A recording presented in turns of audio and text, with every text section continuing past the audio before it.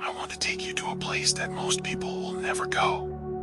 We are going to investigate the parts of the universe that exist, but have been completely unknown to us.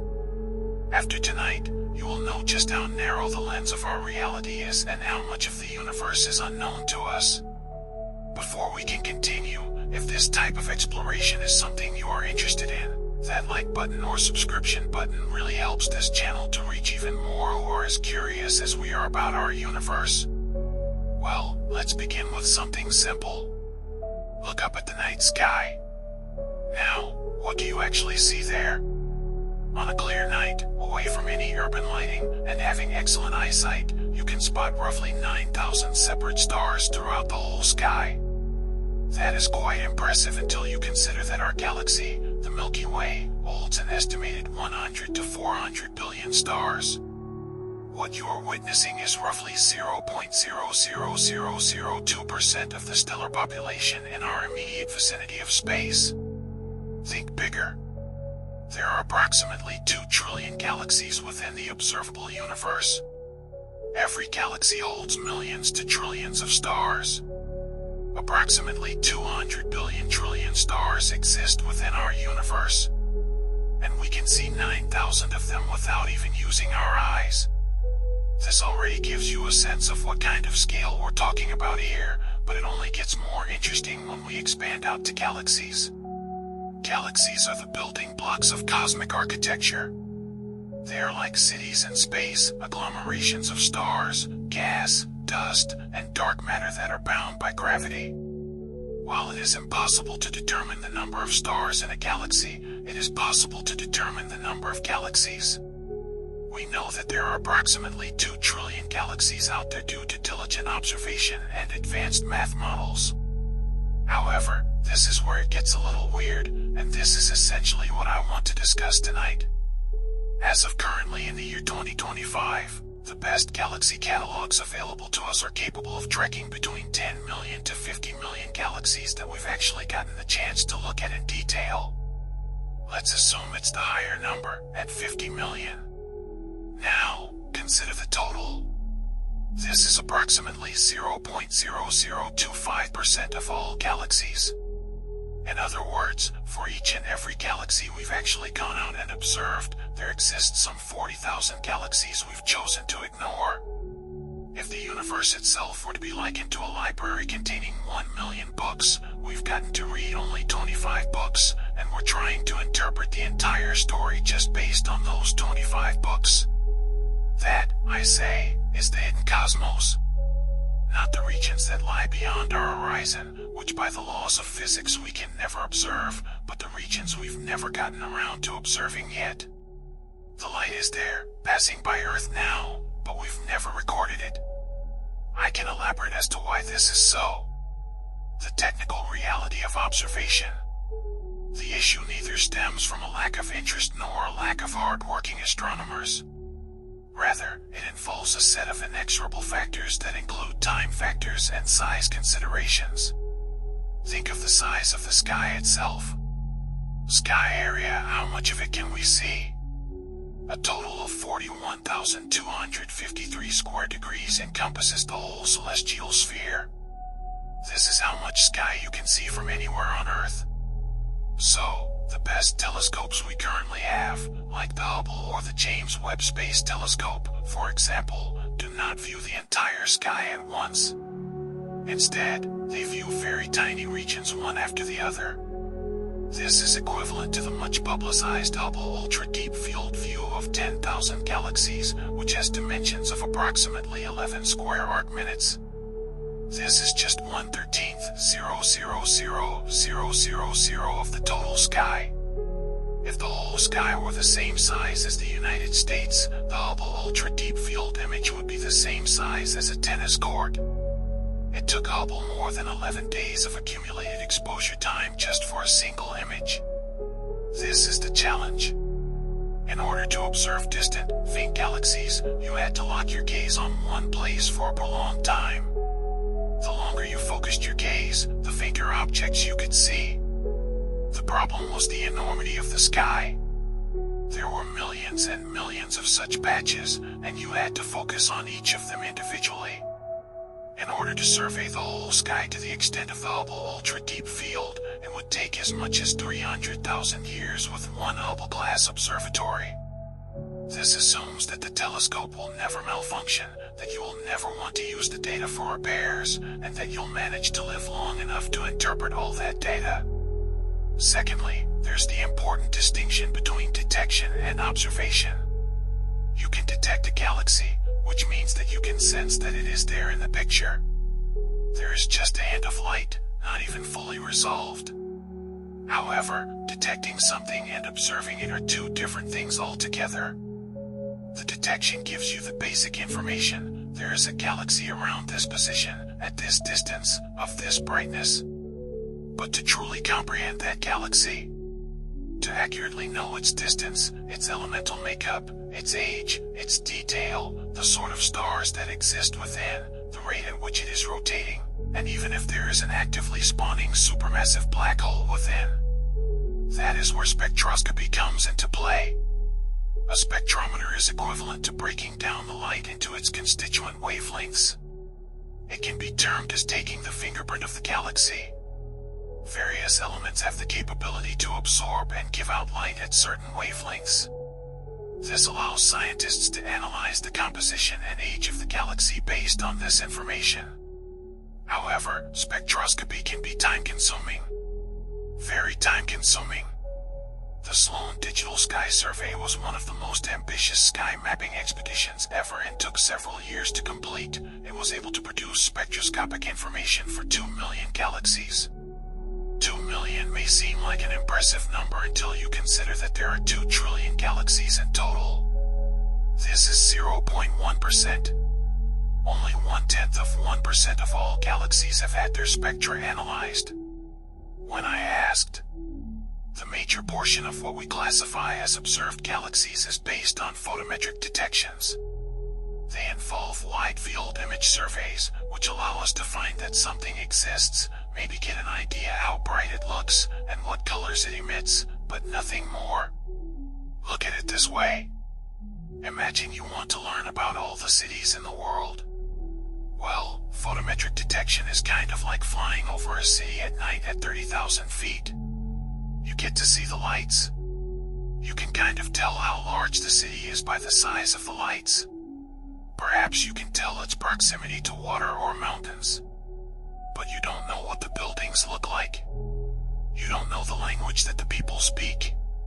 You don't know the culture, economy, history, architecture, or society. For that, you have to land. You have to walk the streets. You have to speak with people. You have to know the area in detail. That's spectroscopy. We've only surveyed the equivalent of taking a ground tour to 2 million cities out of 2 trillion that we've surveyed so far. The remaining ones are just lights as viewed through an airplane window. There is also one other thing that presents problems when viewing distant galaxies, the expansion of the universe. The universe is expanding. Space is actually expanding, and galaxies are being carried away from each other. Light traveling through space is stretched by the expanding space, that is called redshift. The further a galaxy is from us, the more its light shifts towards the red end of the spectrum. In other galaxies that are far away, the light shifts so much towards the red end of the spectrum that UV light is shifted into the infrared region. Optical telescopes, which detect visible light, are not able to detect these galaxies because of this extreme redshift. Infrared telescopes like the Webb telescope are required for this purpose. But even for those that can see infrared, the distant galaxies are incredibly faint. The light has been traveling for billions of years, spreading out over an ever-expanding sphere. When it finally reaches Earth, a distant galaxy might transmit just a few photons per second to our telescope's T-sensitive observations. Detection of objects of such low luminosity demand very long exposure times. I'd like to explain a common source of confusion that is important to clear up before understanding the hidden world of the cosmos. When astronomers speak of the observable universe, they are not referring to those parts of space that we can observe. They refer to those parts that can be observed based upon the age and velocity of light. The age of the universe universe is about 13.8 billion years. Light travels at a constant speed, which is 300,000 kilometers per second, or approximately 186,000 miles per second. There is no object that moves faster than the speed of light.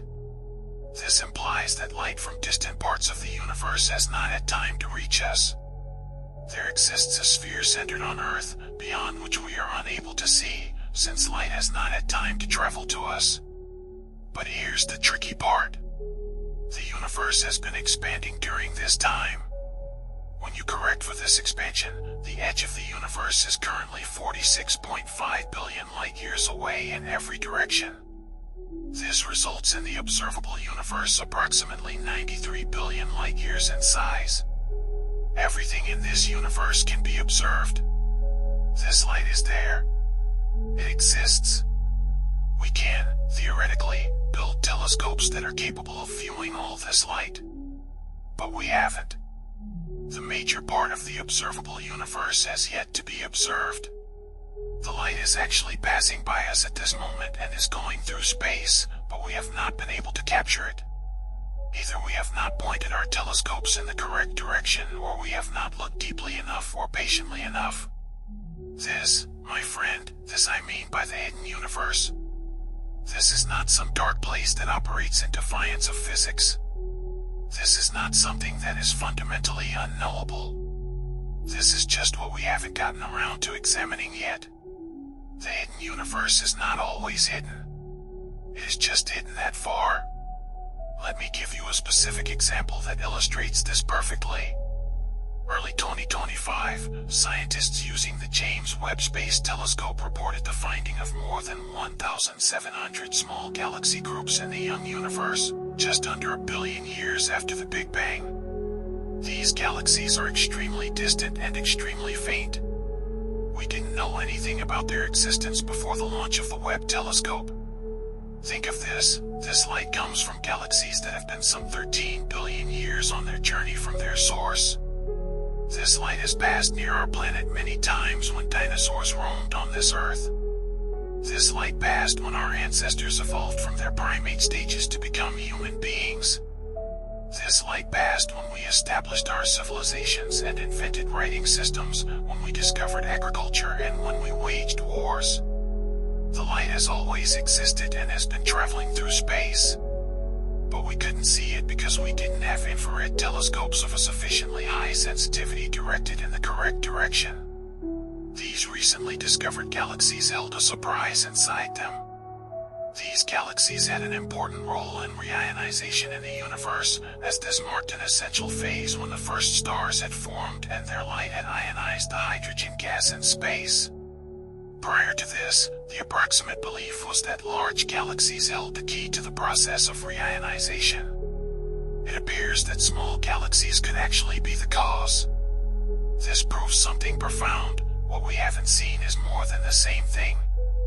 There are surprises in the hidden universe that undercut our understanding of the universe's way of operating. To understand how much we have accomplished and how much more there is for us to achieve, let's take a brief look at the history of the discovery of other galaxies. We also could not have guessed in the 1900s that galaxies exist independently outside of our galaxy. They noticed cloudy patches in the sky called nebulae and did not know what they were. Some thought they could be gas clouds in the Milky Way galaxy. Others thought they could be distant groups of stars. There was a famous discussion in the year 1920 between two leading astronomers about whether these spiral nebulae were smaller bodies in our own galaxy or island universes outside our own and very far away. But this question was finally answered in 1923, when Hubble discovered individual stars within the Andromeda Nebula and determined the distance using a method involving a class of variable stars called Cephiids.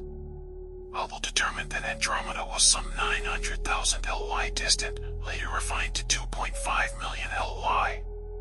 This confirmed that Andromeda was indeed a distinct galaxy and not a part of our Milky Way galaxy. And then, suddenly, the universe expanded greatly.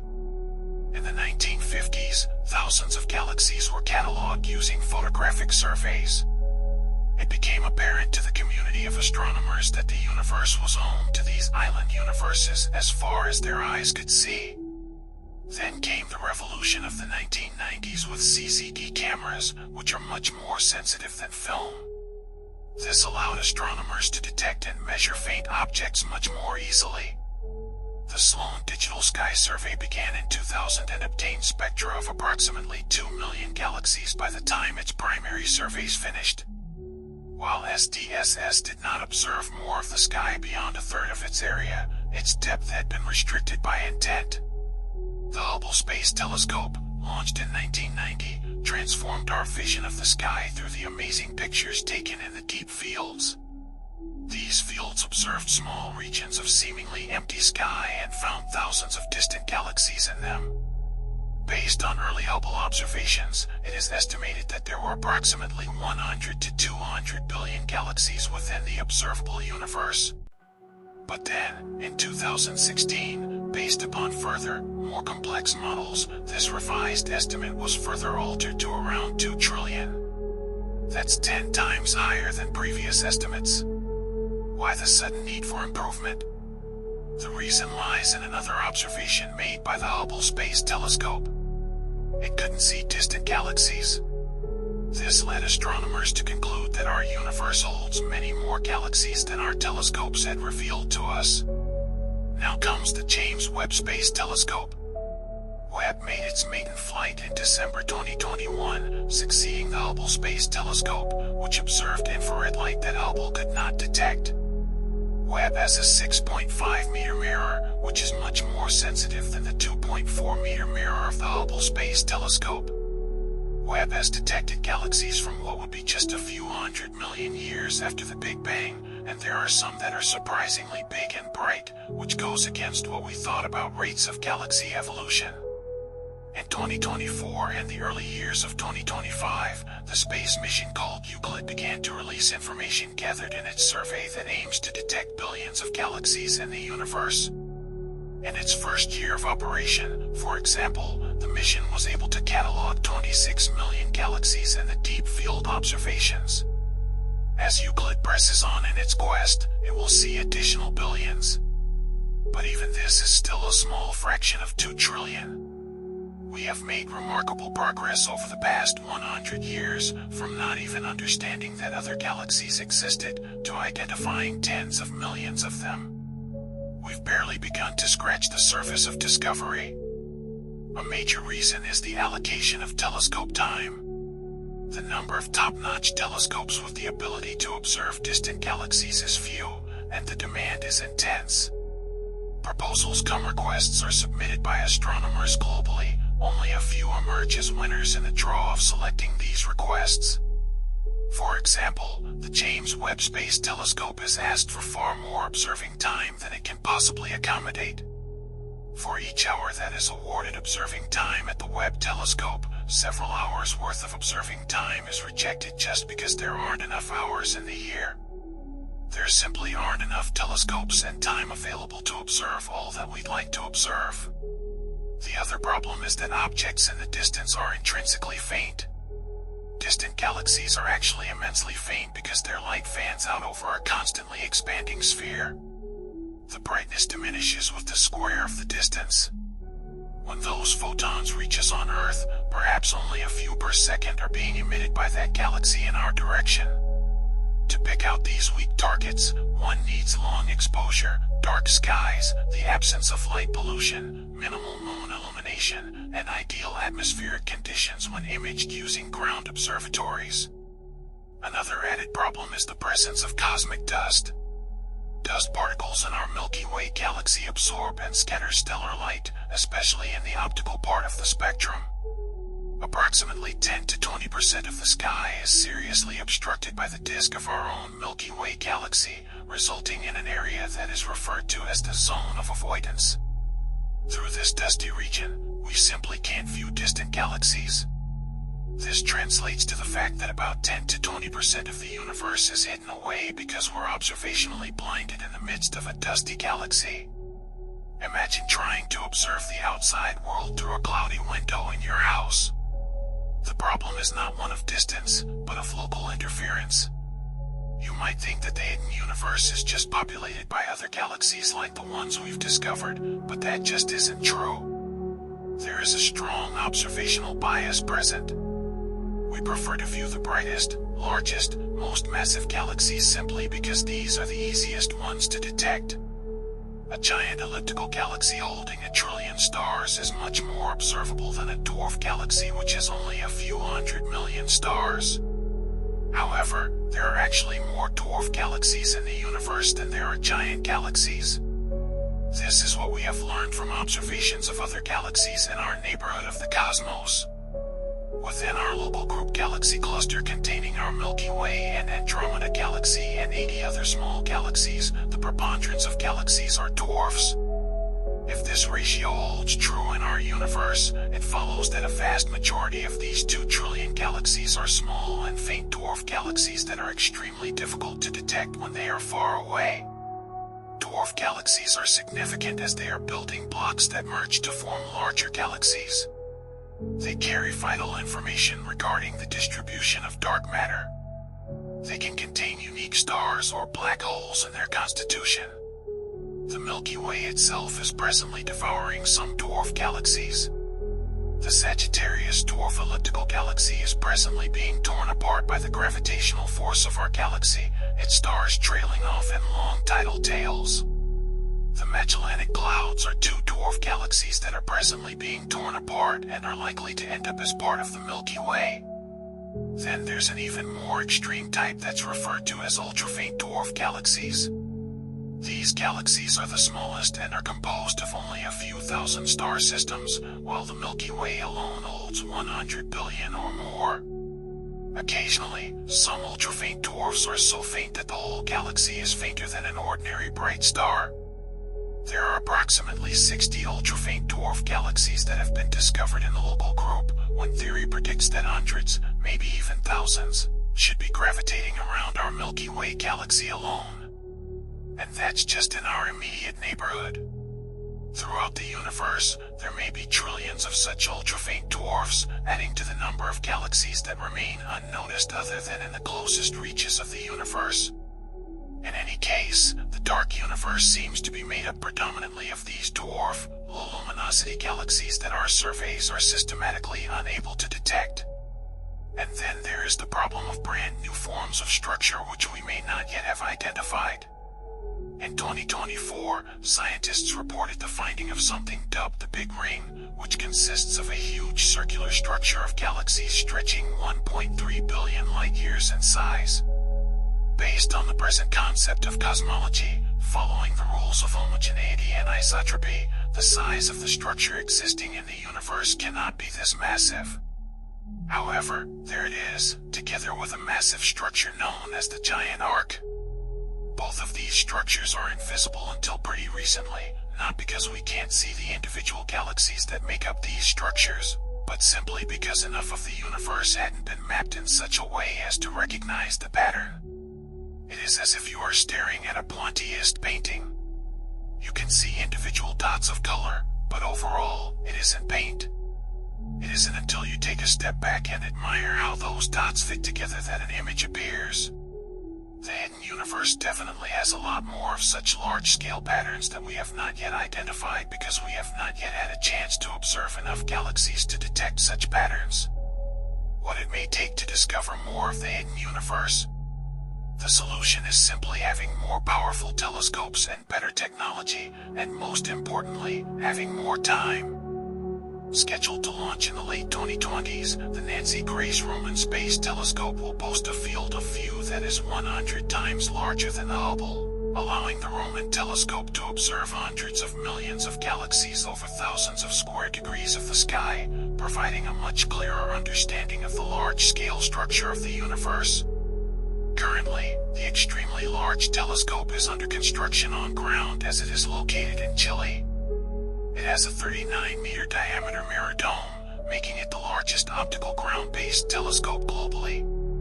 The ELT has the ability to observe fainter objects in greater detail than existing ground-based facilities. The square-kilometer array, being planned in Australia and South Africa, has be the most refined radio telescope yet made. It has detected the presence of gas in the galaxies, which has been left unseen, to form the material for new stars. Even with all of these new facilities operating in concert, we are only going to see a small percentage of all 2 trillion galaxies. We might progress from seeing only 0.0025% to seeing 1%, or perhaps even several percent, over the next several decades. That's an improvement, undoubtedly. But it means that 95% or more of the universe will remain hidden from us. One of the most fundamental challenges is that of time. Now, there are only 24 hours in a day, and only, say, 365 nights a year. Years, of course, must be limited to the human lifespan and the life of a telescope. There are just too many things for us to observe. We have limited telescopes with which to point them at what we feel is important. But in doing so, parts of the universe lie unseen. I can tell you about something even more astonishing than what we actually still have not considered yet. There exist parts of the universe which we can never hope to view, regardless of the duration we wait or the strength we can further develop in our telescopes. It's not a technological limitation. It's rather a basic implication of the expansion of the cosmos and the speed of light. The universe is expanding, and this expansion is being accelerated by something called dark energy. Other parts of space are moving away from us with speeds that rise with distance. After a certain distance, areas of space are moving away from us faster than light can travel through space to get to us. Not because they're getting away from us faster than light is able to travel through space, violating relativity principles, but because space is expanding between us and them. What this creates is something called the cosmic event horizon.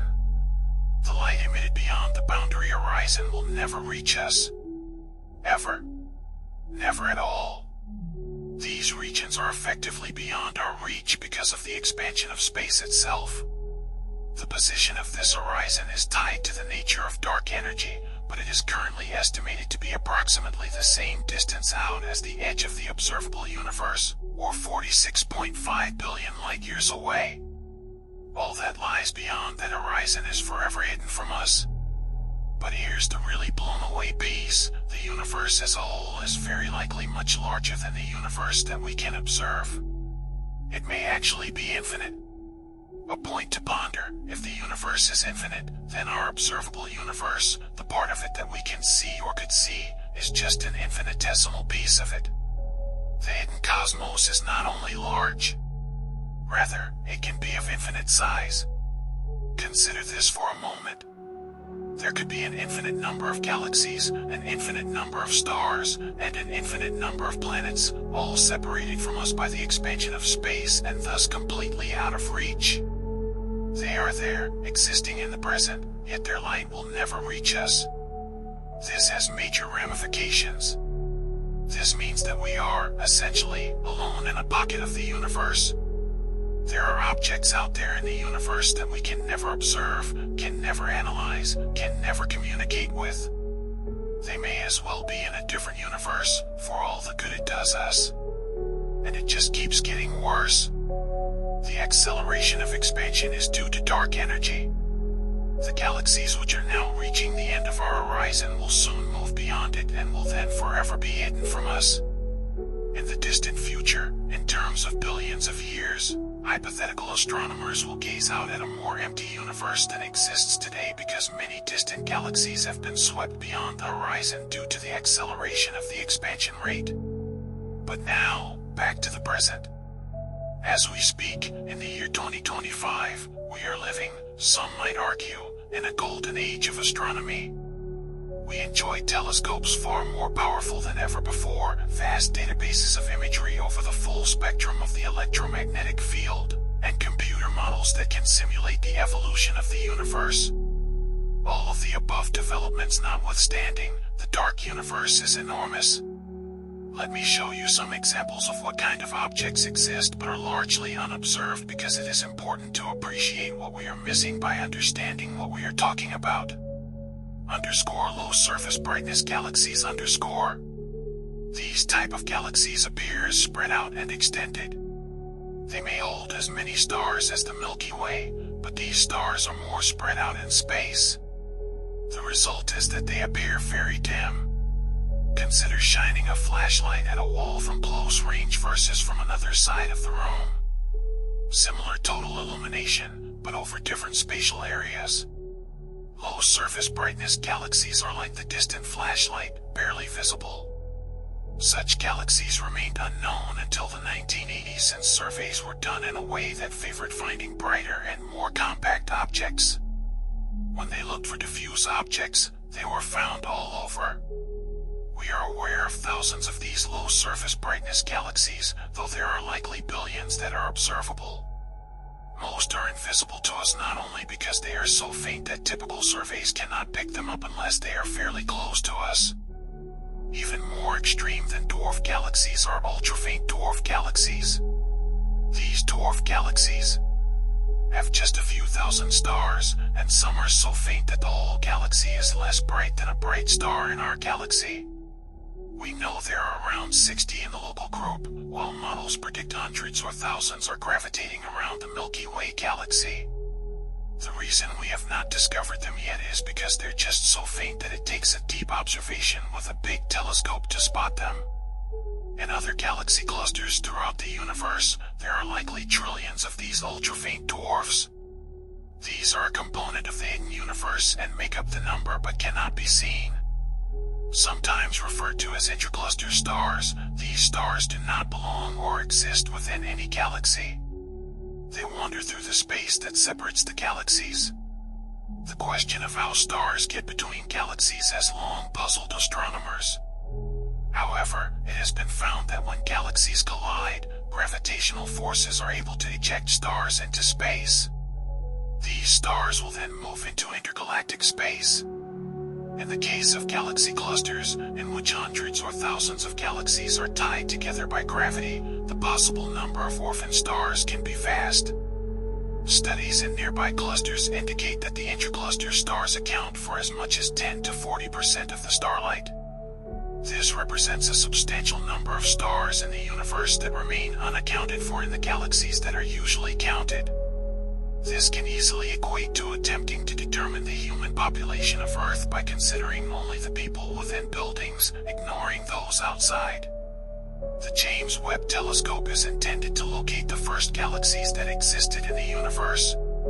It has been incredibly successful, locating galaxies that existed when the universe was just a few 100 million years old. However, even Webb has its limitations. It is not capable of detecting the very smallest and faintest galaxies that existed in the early stages of the universe.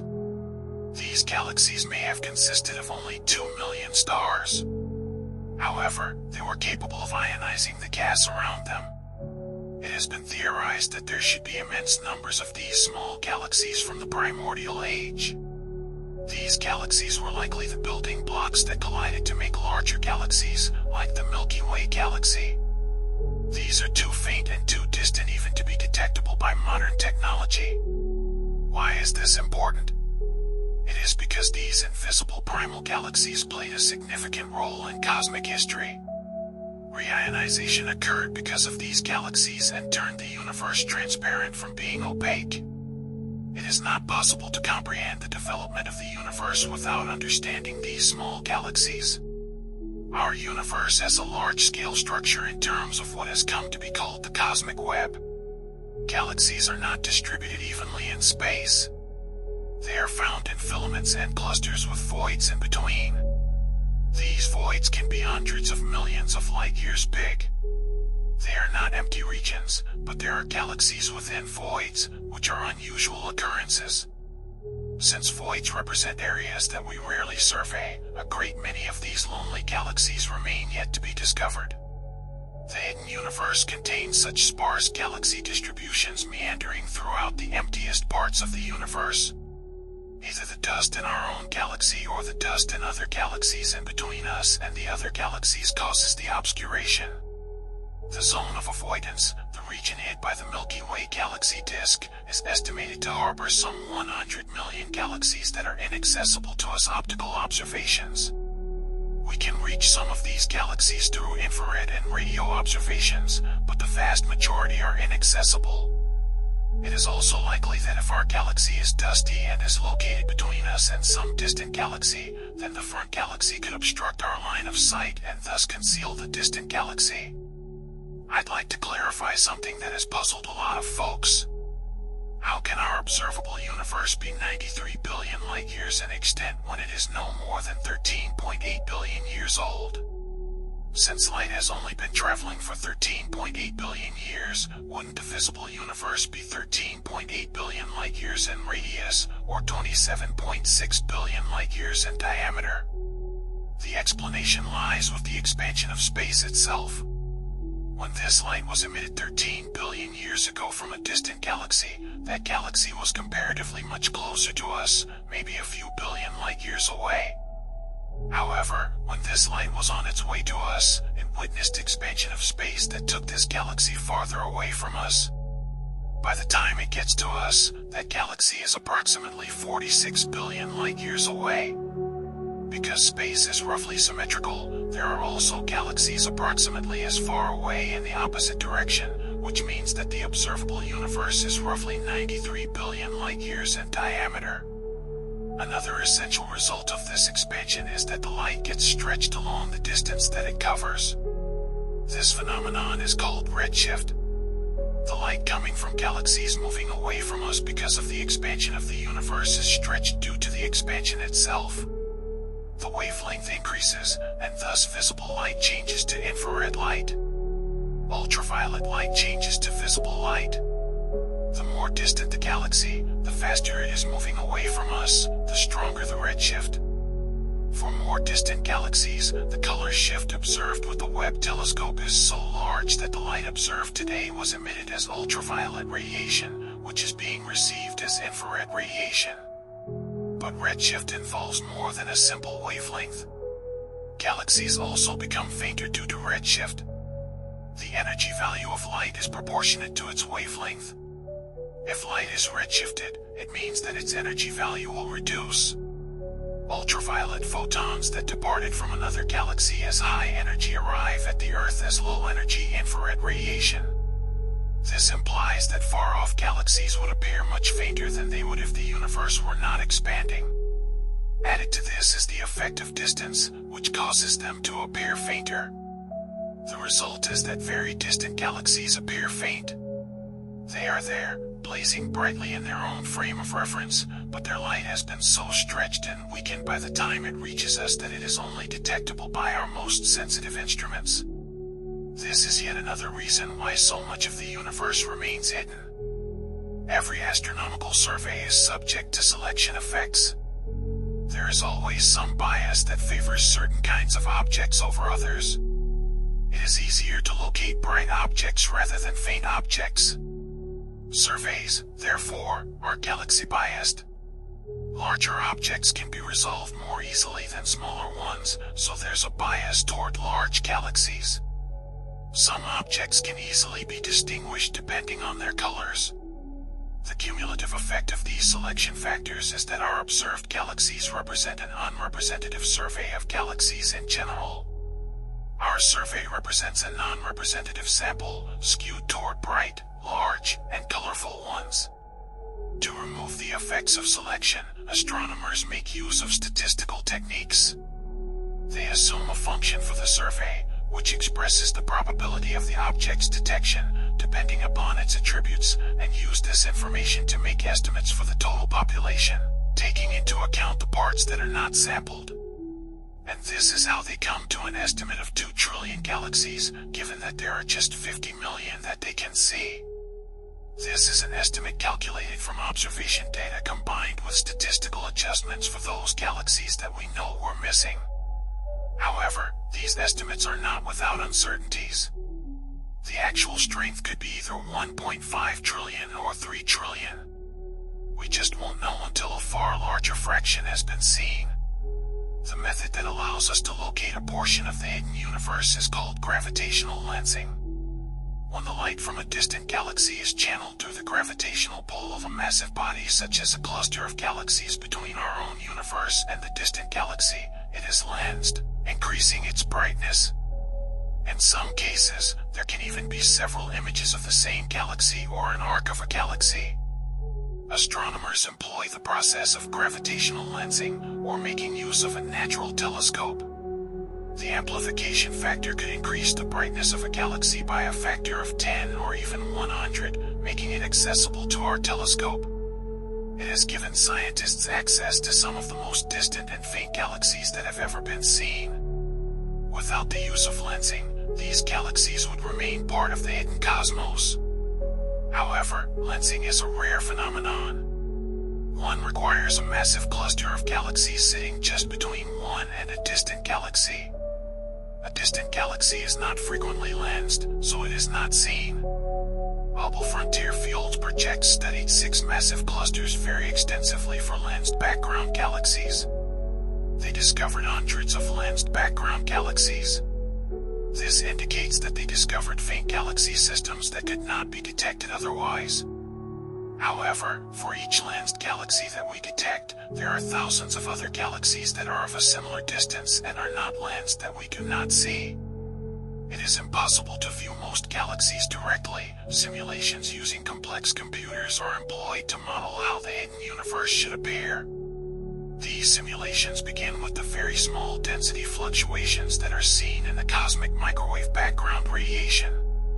They use the theories of gravity, gas dynamics, hydrodynamics, and star formation to evolve the fluctuations to the present time. These simulations allow for the creation of virtual universes, with galaxies being formed, colliding, and evolving over millions of years. However, simulations like Illustris Eagle and Illustris TNG are able to simulate the evolution of billions of particles that correspond to dark matter, gas, and stars. This simulates the various observed values of galaxies, including their masses, shapes, colors, etc. When you view the output from these simulations, what you will find in the cosmic web that resembles what we see in the real world. They predict there should be around 2 trillion galaxies in the observable universe, which matches the observed estimate. They also predict the population of dwarf galaxies, low surface brightness galaxies, and other objects that we observe in small numbers in the actual universe, he said. These simulations are our best clue to the hidden universe. These simulations indicate what should exist out there, though we may not see it yet. Given that millions of ultra-faint dwarf galaxies are simulated and we have yet to discover dozens of them, we can safely assume that all others are part of the hidden universe, too faint to view but just as real in the simulated world.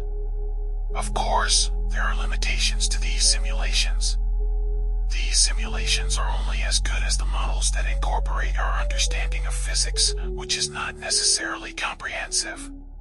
Approximations have been used because it's not feasible to incorporate every detail.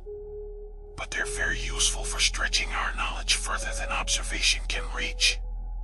Das absolute unsichtbare Universum. When the talk is of what the universe is beyond what can be seen, the reference is usually to dark matter and dark energy, as discussed by astronomers.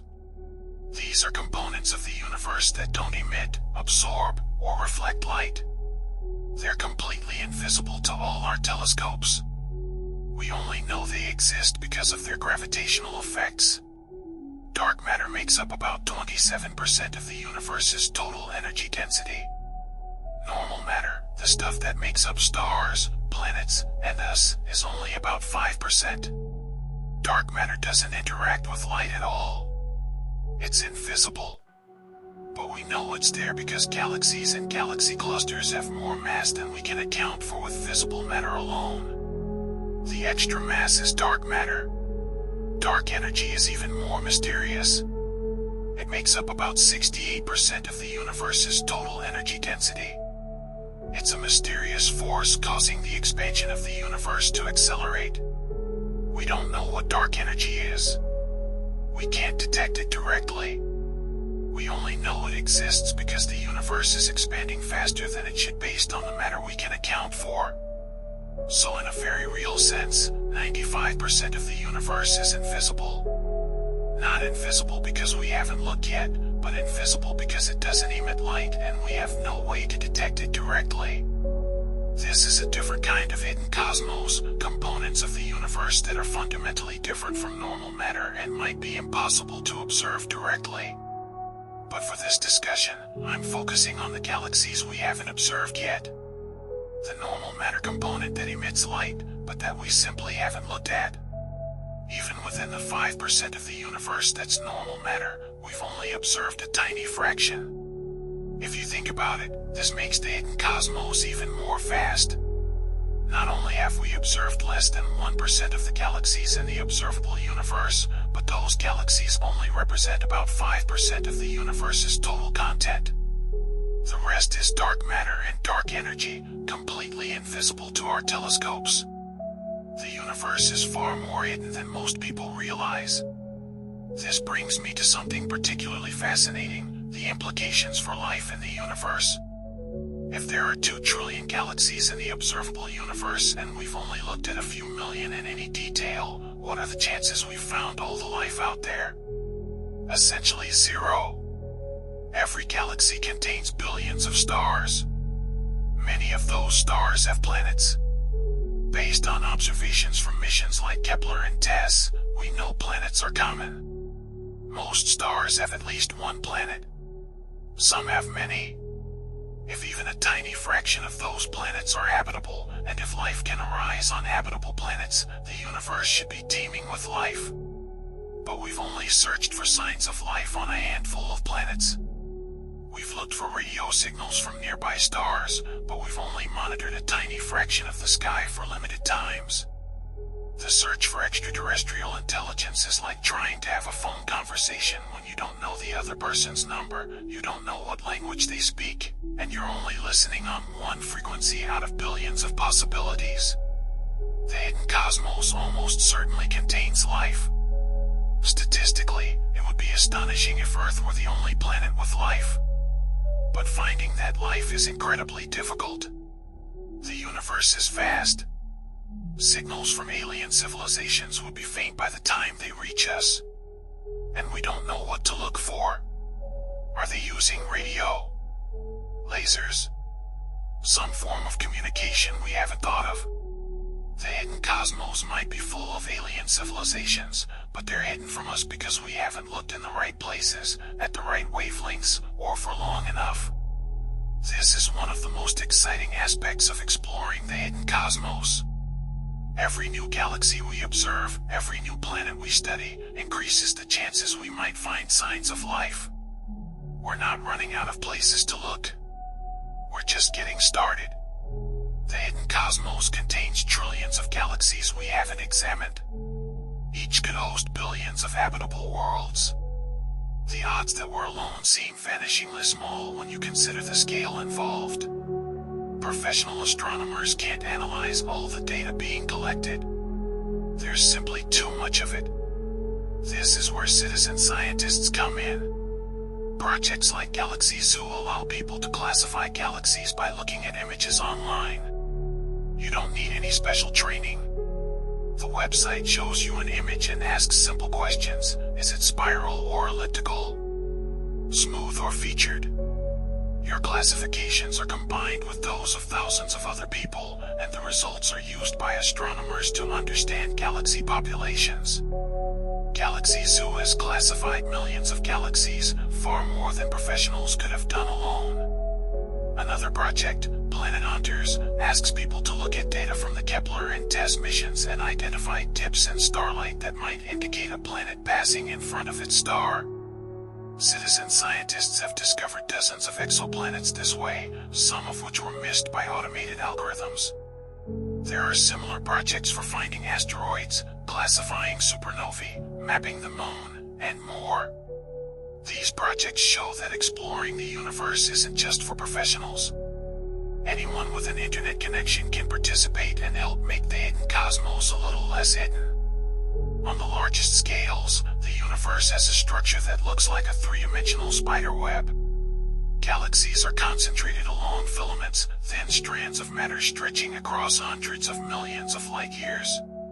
Where filaments intersect, you get dense clusters containing thousands of galaxies. Between the filaments are voids, vast empty regions with very few galaxies. This cosmic web is the result of gravity acting on tiny density fluctuations in the early universe. Regions that were slightly denser attracted more matter, growing over billions of years into the filaments and clusters we see today. But we've only mapped the cosmic web in small regions of the universe. Most of it remains hidden because we haven't observed enough galaxies to see the full structure. Imagine trying to understand a spider web by looking at a few tiny patches. You might see a strand here, a junction there, but you wouldn't see the overall pattern. That's where we are with the cosmic web. We've mapped parts of it, and we can use simulations to predict what it should look like. But actually observing it requires mapping millions of galaxies across large volumes of space. The hidden cosmos contains the full extent of the cosmic web, the complete large-scale structure of the universe. We won't see it all until we've observed far more galaxies than we have so far. One of the most exciting aspects of modern astronomy is discovering transient events, things that change or appear suddenly. Supernovae, stars exploding at the end of their lives, can briefly outshine entire galaxies. Gamma ray bursts, the most energetic explosions in the universe, can release more energy in a few seconds than the sun will emit in its entire lifetime. Tidal disruption events, where a star gets too close to a black hole and is torn apart, create bright flares lasting for months. These events are happening constantly throughout the universe, but we only see the ones that occur in regions we're monitoring. The hidden cosmos contains countless transient events we never observe because we're not looking in the right place at the right time. Projects like this Wiki Transient Facility survey the northern sky every few nights looking for changes. They've found thousands of supernovae, asteroids, and other transient objects. But they can only survey the relatively nearby universe. Transient events in distant galaxies are too faint for most surveys to detect. Every night, thousands of stars explode in galaxies billions of light years away. Most of those explosions go unnoticed. They happen, they fade, and no one on Earth knows about them. They're part of the hidden cosmos. Let me step back and think about what all this means philosophically. If we can never observe most of the universe, does it matter? Is there value in knowing that 99.9% of galaxies are out there even if we can't study them individually? I think there is. Understanding the limits of our knowledge keeps us humble. It reminds us that the universe is far larger and more complex than we can fully comprehend. And it drives us to keep exploring. There's also a practical consideration. What we haven't seen might contain things we need to know about. Suppose there's a common type of galaxy we've never observed because it's faint or in unobserved regions. Our models are built on what we've seen. If we're missing a major component, our models might be wrong. This has happened before. Dark matter was discovered because galaxy rotation curves didn't match expectations. Galaxies were spinning too fast to be held together by visible matter alone. We had to invoke dark matter to explain the observations. What if there are other invisible components we're missing? The hidden cosmos is not just an academic curiosity. It could contain discoveries that fundamentally change our understanding of how the universe works. We live in an age where information seems abundant. It's easy to feel like we know a lot, like we've figured most things out. The hidden cosmos reminds us that we haven't. Not even close. The universe is vastly larger and more complex than our everyday experience suggests. Most of what exists is beyond our current ability to study. This should inspire both wonder and humility. Wonder at the sheer scale and richness of the cosmos. Humility at how little we actually know despite all our progress. When you look up at the night sky and see a few thousand stars, remember what you're not seeing. You're not seeing the 100 billion other stars in our galaxy. You're not seeing the 2 trillion galaxies beyond our own. You're not seeing the cosmic web, the large-scale structure organizing the universe. You're not seeing the dwarf galaxies, the ultra-diffuse galaxies, the galaxies in voids, the galaxies hidden by dust. You're not seeing the supernovae exploding in distant galaxies right now. You're not seeing the planets orbiting other stars. You're not seeing whatever alien civilizations might be out there. All of that is invisible to your eyes, but it's there. The hidden cosmos surrounds us, waiting to be discovered. We've made incredible progress since we first realized galaxies exist. We've mapped millions of them. We've measured the expansion of the universe. We've discovered dark matter and dark energy. We've found thousands of exoplanets. We've peered back to the early universe and witnessed galaxy formation. But we've only just begun. The hidden cosmos is vast. It contains mysteries we can't even imagine yet. And that's what makes astronomy exciting. There's always more to discover, always another galaxy to observe, always another question to answer. The universe is infinite in its ability to surprise us. Most of it is still hidden, waiting for the next generation of astronomers to reveal its secrets. Let me leave you with one final thought. The observable universe contains everything we could possibly see, about 93 billion light-years in diameter, with roughly 2 trillion galaxies. But we've only observed in detail perhaps 50 million of them. That's 0.0025%. For every galaxy we've studied, there are 40,000 we haven't looked at. And those are just the galaxies we know exist. There might be types of structures or phenomena we haven't discovered yet because we haven't observed enough to find them. The hidden cosmos is vast beyond comprehension. It's not distant or unreachable. It's all around us, filling the sky in every direction.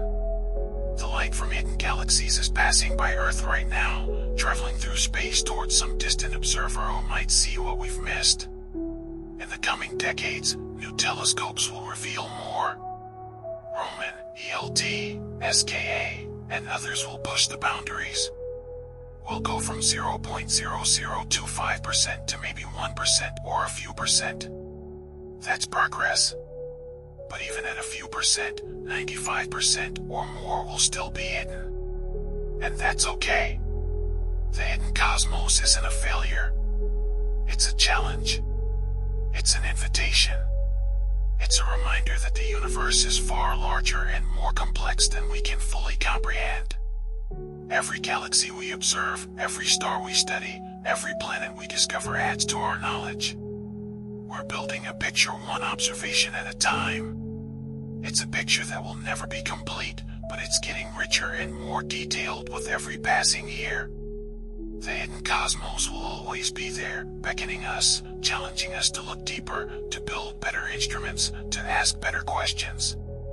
So the next time you look up at the night sky, remember what you're not seeing. Remember the 100 billion stars in our galaxy you can't see with your eyes. Remember the 2 trillion galaxies beyond our own. Remember the cosmic web, the structure organizing it all.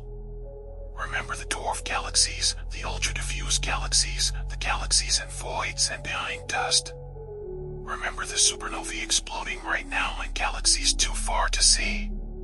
Remember the planets around other stars. Remember the potential for life, perhaps even intelligent civilizations, somewhere in that vast hidden cosmos. All of that is invisible to your eyes, but it's there. The hidden cosmos surrounds us, waiting to be discovered. We've made incredible progress, but we've only just begun. Most of the universe remains unseen. It contains mysteries we can't even imagine yet. And that makes this the most exciting time to be alive and looking up at the stars. The hidden cosmos is vast, far larger than what we've observed. It's full of wonders we haven't discovered yet. Galaxies waiting to be cataloged. Stars waiting to be studied. Perhaps even civilizations waiting to be contacted. The frontier of cosmic exploration stretches endlessly before us. We're surrounded by mysteries. And that is the beauty of it all. Thank you for joining me on this journey through the hidden cosmos. If you found this valuable, please consider liking and subscribing. It helps me create more content exploring the deepest questions about our universe. Remember, the universe is far larger than what we can see. Every time we look, we find something new. Good night, and may you never look at the night sky the same way again.